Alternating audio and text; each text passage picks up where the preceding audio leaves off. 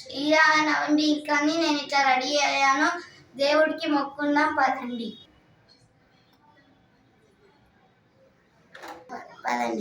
ఏమేమి స్వీట్స్ ఇంకా ఇదైతే పానకం ఇంకా వడపప్పు. మా మమ్మీ అదే ఎందుకు చేసావో మా మమ్మీని అడుగుదాం పదండి. ఇవే ఎందుకు చేసావు, ఇంకా ఏమేమి చేసావో చెప్పు. ఇవే ఎందుకు చేశానంటే ఇవి రాముడికి ఎంతో ఇష్టం అన్నమాట, అందుకని ఇవే చేశాను.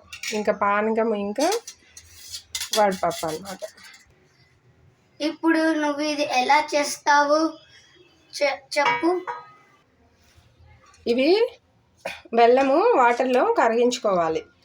స్వీట్ ఎవరెవరికి ఇష్టమో అంత స్వీట్ వేసేసుకొని బెల్లం వేసేసుకొని కరిగించుకోవాలి. ఇంకా ఇందులో మిరియాలు గ్రైండ్ చేసుకొని వేసుకోవాలి, ఇలాచి వేసుకోవాలి. ఆ మూడు కలిపేసుకుంటే ఇలా రెడీ అయిపోద్ది. ఇది రాముడికి ఎంతో ఇష్టమైన ప్రసాదం. ఇది పెసరపప్పు నానబెట్టుకొని వాటర్ మొత్తం తీసేసి ఇలా పొడి పొడిగా ఉంచుకోవాలన్నమాట.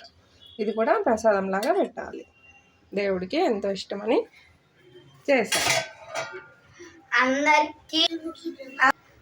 అందరికీ శ్రీరామనవమి శుభాకాంక్షలు. మీ తల్లిదండ్రులకి, మీ అన్న తమ్ముళ్ళకి. శ్రీరామనవమి అంటే శ్రీరామనవమి అంటే శ్రీరాముడు పుట్టినరోజు. Thank you for watching this video.